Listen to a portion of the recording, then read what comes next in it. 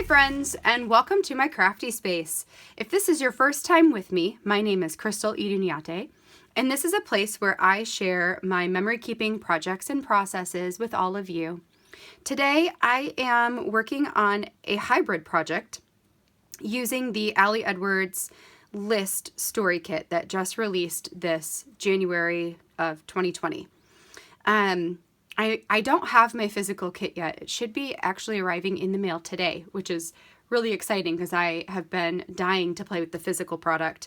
But in the meantime, what I have been doing is storyboarding some different ideas for how I want to use the kit, and then working on the stuff that I can do digitally, either in preparation for the physical products or in lieu of the physical products.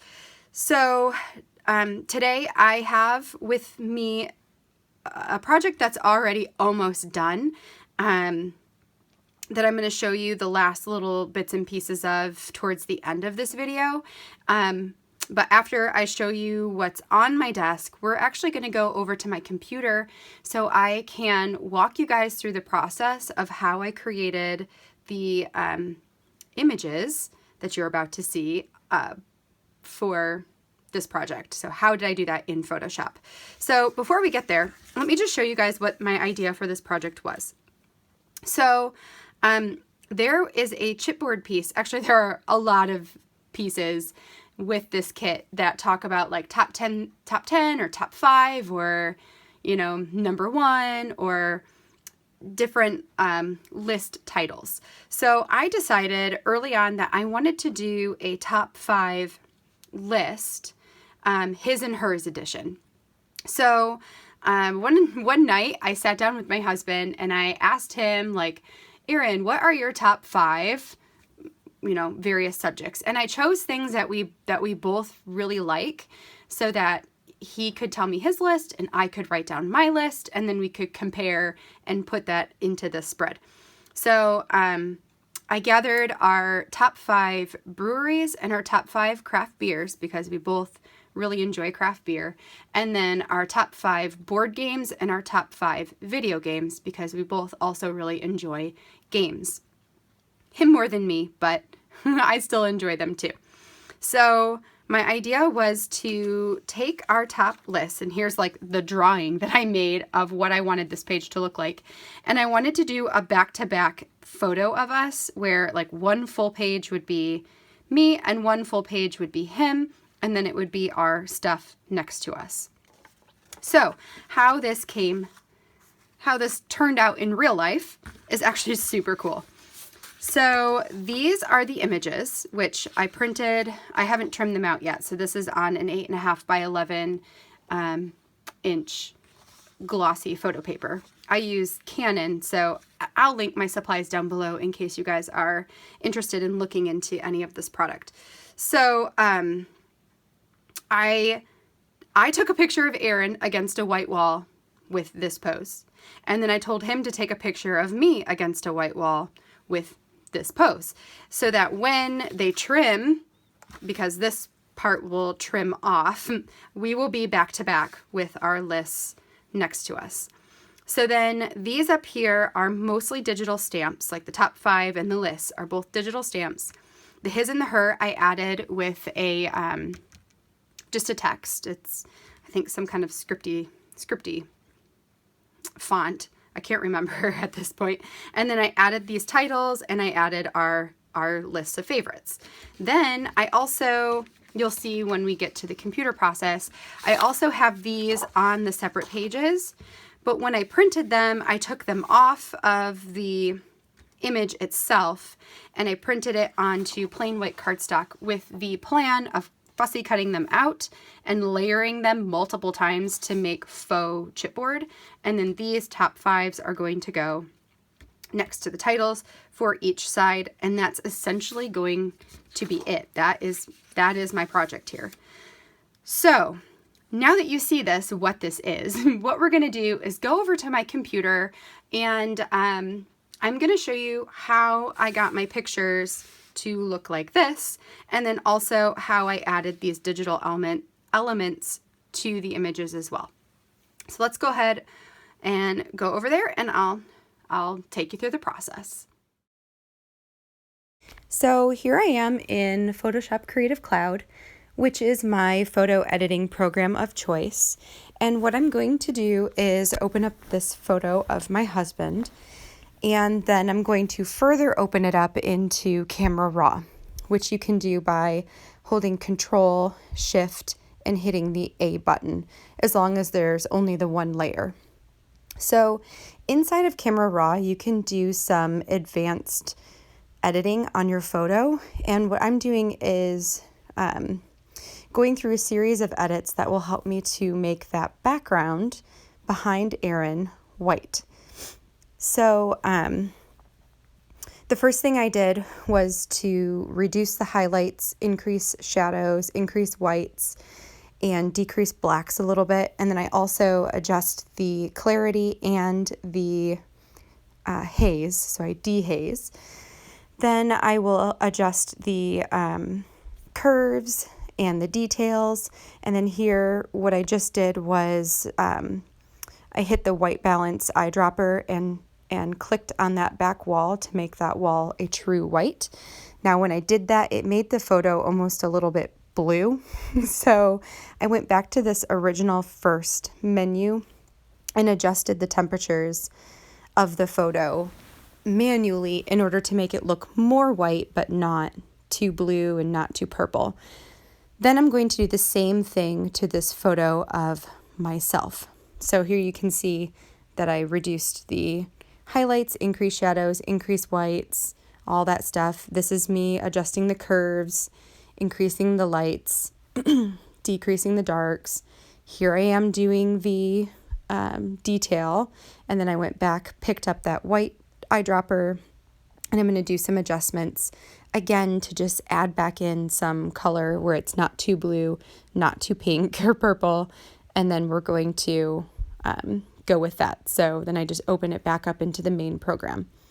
Now I want to brighten it up just a little bit more, so I will adjust the brightness and the contrast, increasing both slightly on this picture of me and then also on this picture of Aaron.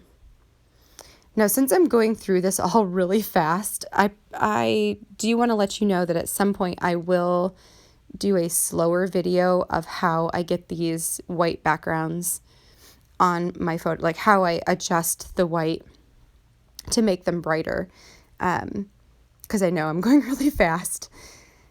So here what I'm doing is cropping this photo to be the size that I want, which is 6.875 wide by 8.25 high.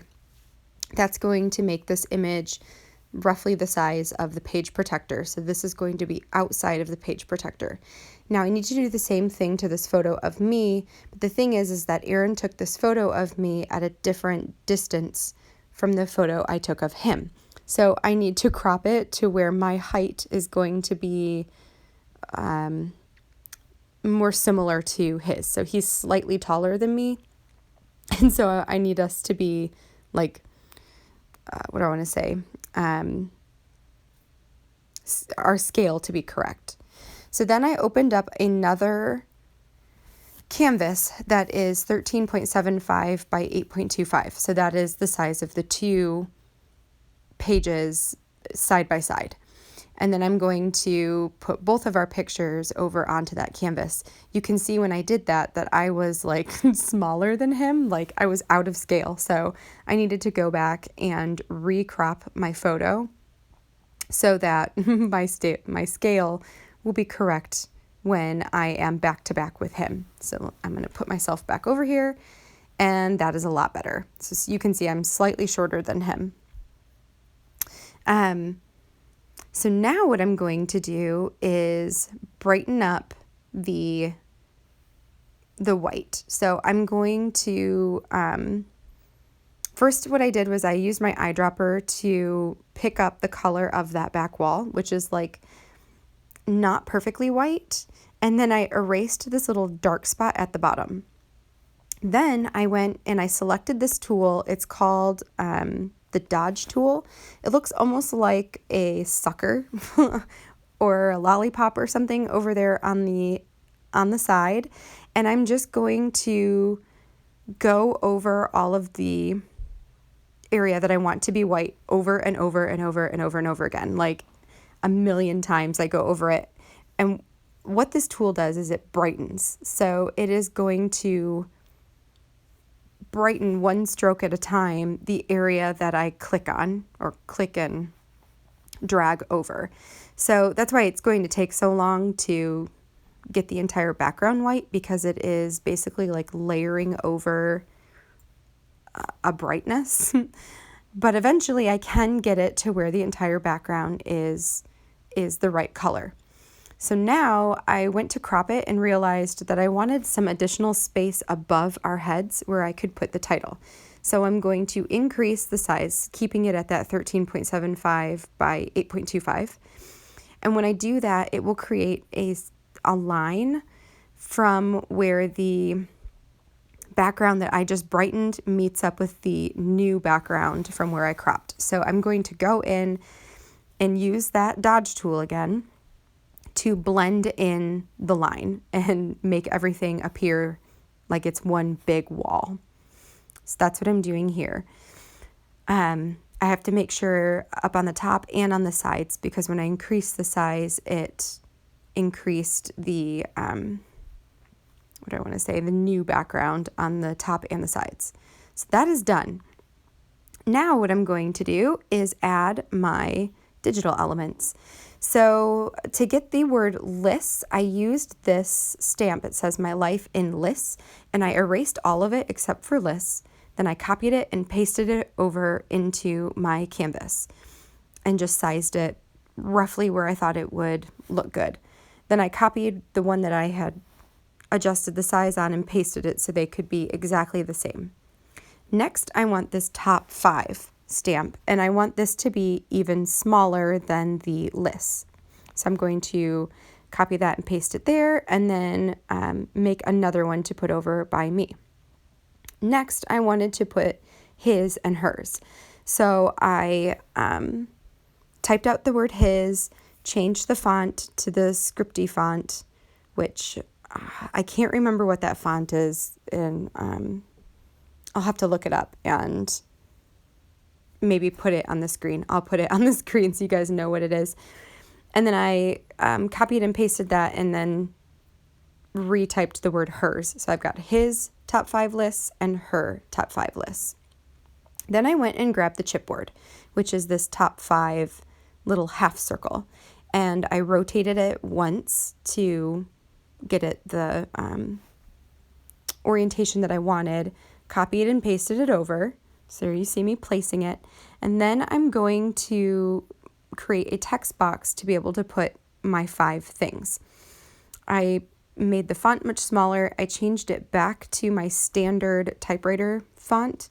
And then I'm just going to put in 1, 2, 3, 4, 5. I will fill that in later. And then I'm going to do another text box to be the title. Let me see, what am I doing here? Oh, I'm just making sure everything's in line. Then once I have the title figured out, or, put in place, then what I can do is highlight all 3 elements. So the chipboard piece, the title, and the 5 list. And when I have them all highlighted, or selected, I can copy the whole cluster and paste the whole cluster to move it all at the same time.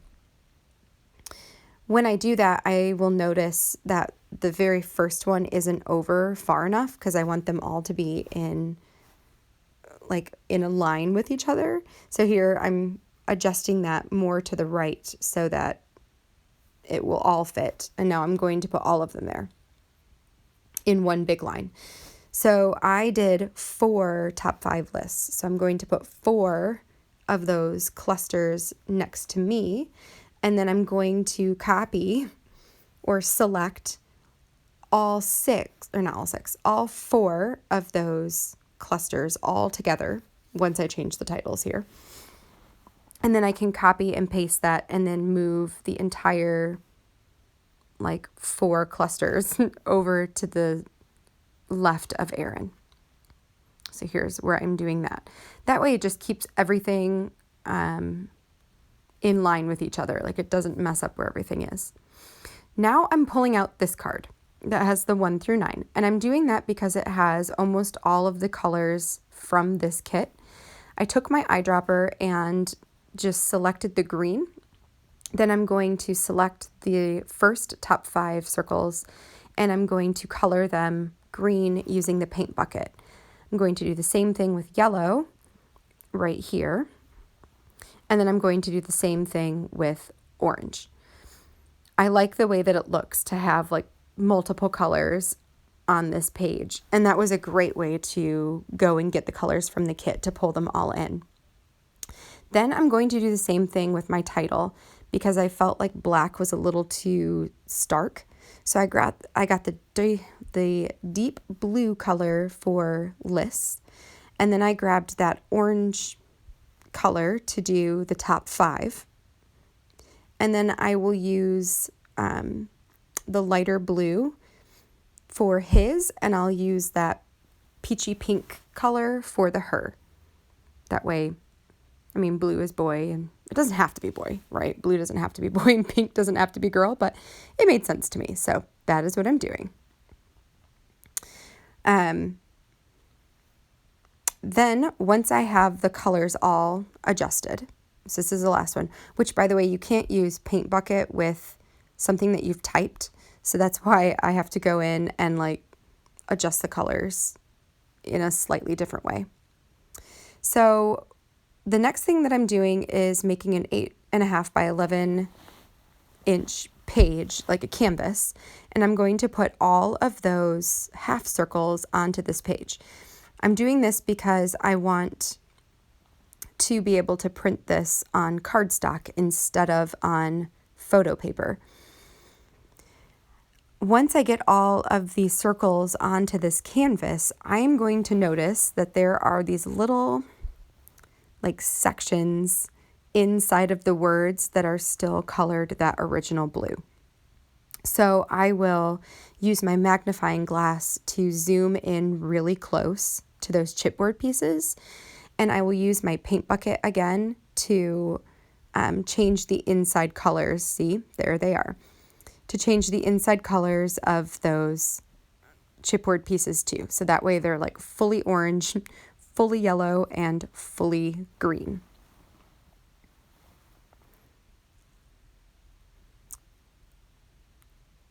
There's all the yellows, and then we'll get to the greens. So then once this page is edited, fully edited, I will go ahead and print this on plain white cardstock, just white, bright cardstock. And then I will use, I'll cut those out later. So then on this page, I need to remove them. So all I'm going to do is hit the I button next to each of them to make it disappear off the page. And then I need to merge all of the visible layers. So that's what I just did. I went to layers, merge visible layers. So that when I crop it and save it, then all of this will be able to be like printed, with everything where it's at. So then once I have that done, I can just go ahead and get everything printed and we'll be ready to go. Okay, so now we're back to my desk and we're just going to finish up the last little bits and pieces for this spread. So first thing I'm going to do is just get these photos trimmed. So I've got my Fiskars trimmer, and I know that each of them are going to be 6.875. Let's get you measured there. By 8.25, which is right there. Nope. Let's make sure we're straight. Okay, so there's one. Set that to the side. I'll do my other one. So actually I'm gonna long ways first. It'll be easier. And then we want 6.875. Like that. Okay. So there we go. So there are my photos. Oh, it looks so good. You guys, I'm so excited about how this is coming together. Okay, so next what I'm gonna do is cut these babies out. I'm wondering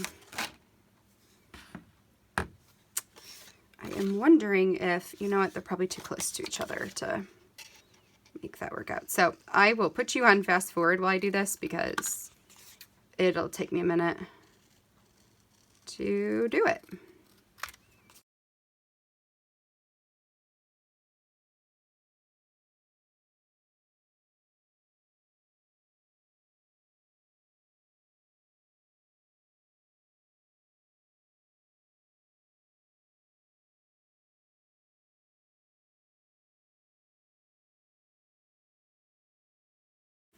All right, so that's gonna go like that.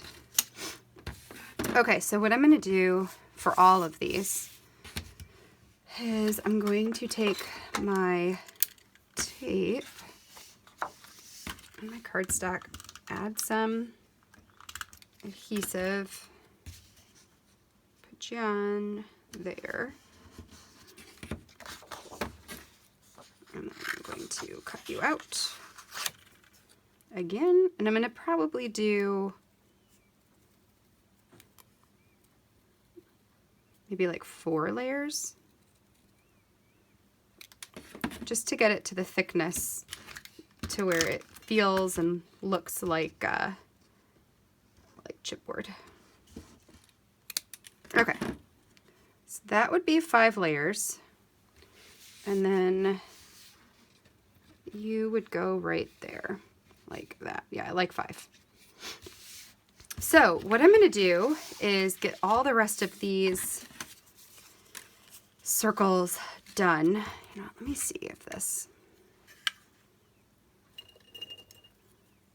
I measured this earlier and it looked as if it was going to cut part of it off, but if it doesn't, that might be worth it. The inside. Yeah, it would cut it off a little bit. Okay. So, all right, so I'm gonna go off screen. I'm gonna finish up the rest of these, and then I'll come back and we'll adhere them all to the page and get the pages hole punched. Okay, so here we are. We're back. We've got all of the little chipboard, faux chipboard pieces made, and I'm just gonna go ahead and get them attached onto these pages. So I want the colors to match on each side. Use my tweezers because that makes it easier for me to position it right. Okay.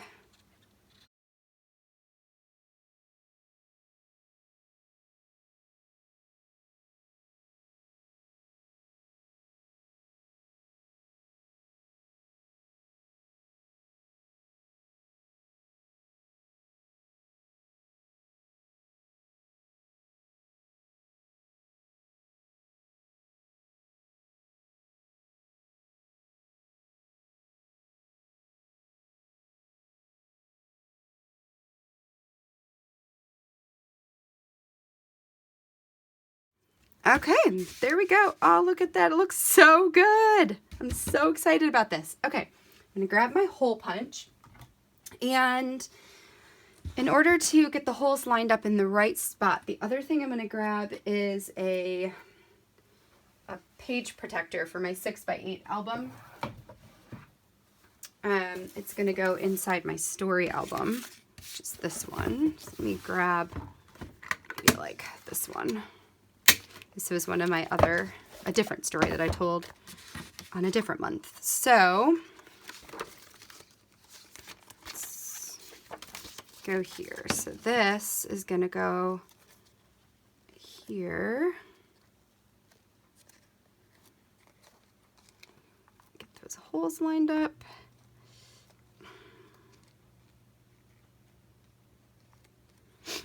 Be like that. I need to take the bottom so I can see what I'm doing. Okay, so, and I just want to make sure that I am lined up with the holes. Kind of, sort of, like right there. There's one page. And all I'm going to do is just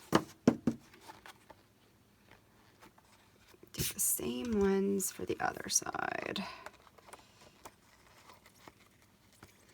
Okay, so right there. Okay. So let's put this in the binder. You back. Yeah, speaking of board games, that's what this one is all about. Board games. Okay. So I'm just going to go to the back of this. I don't really have anywhere to attach this. Oh, maybe right here, actually. Maybe I can put it on the back side of this one. And then over here for the other one. I think I'm going to do that. I'm probably going to take my pictures first and then I'll adhere that back to back. So that's going to be how this one will look, which is super awesome. I love it. I love it, love it, love it. Fun project. All right, you guys, well, that's it for this one. I'm going to go take some pictures of it. I'll add some still shots of this spread to the end of this process video. Thank you guys so much for coming along and hanging out with me while I put this one together. I hope I was able to help with some of the like digital parts of putting a spread together like this. This is one of my favorite things to do, is just create a spread that's got a lot of white space where I can put journaling on the picture itself. If you guys have any questions or anything, leave them in the comments below and I'll do my best to answer them for you. And yeah, don't forget to like and comment and subscribe in order to see more content like this. And I think that is it. So until next time, I hope you guys have a wonderful day and I will catch you in the next video. Bye.